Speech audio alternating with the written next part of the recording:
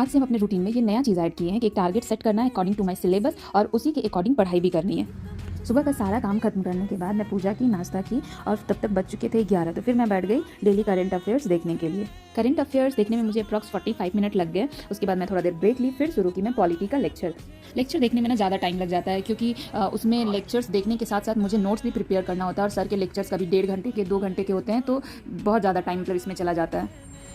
Polity का 2 lecture complete करने के बाद तब तक बज चुके थे दोपहर के 3। तो फिर मैं खुद के लिए खाना बनाई, खाना खाई, उसके बाद खाना खाएं और फिर अभी थोड़ा देर पहले तो देखिए धूप था और अभी यहाँ बारिश होने लगा, तो यहाँ का मौसम का तो बिल्कुल ही भरोसा नहीं है। उसके बाद हम थोड़ा ब्रेक लिए, तब तक हो चुका था शाम। फिर शाम की आरती के बाद हम शाम की खाएँ, चाय पिए और फिर हम दोबारा से बैठ गए हैं पढ़ने के लिए क्योंकि मेरा पॉलिटी का लेक्चर अभी इनकम्प्लीट ही था, तो उसको कंप्लीट करने में ही रात के 8 बज चुके थे। क्योंकि मैं खुद के लिए टारगेट सेट की हूँ तो उसे तो कंप्लीट करना ही है। तो पॉलिटी का आधा लेक्चर कंप्लीट हुआ है, तब तक रात के 8 बज चुके थे जो कि डिनर का टाइम था। तो डिनर कंप्लीट की हूँ, उसके बाद घर बात की हूँ, उसके बाद फिर से बैठ गई हूँ मैं पढ़ने के लिए। तब तक रात के 10 बज चुके थे, तो मैं थक भी गई थी लेकिन फिर भी मुझे कंप्लीट करना है तो करना है।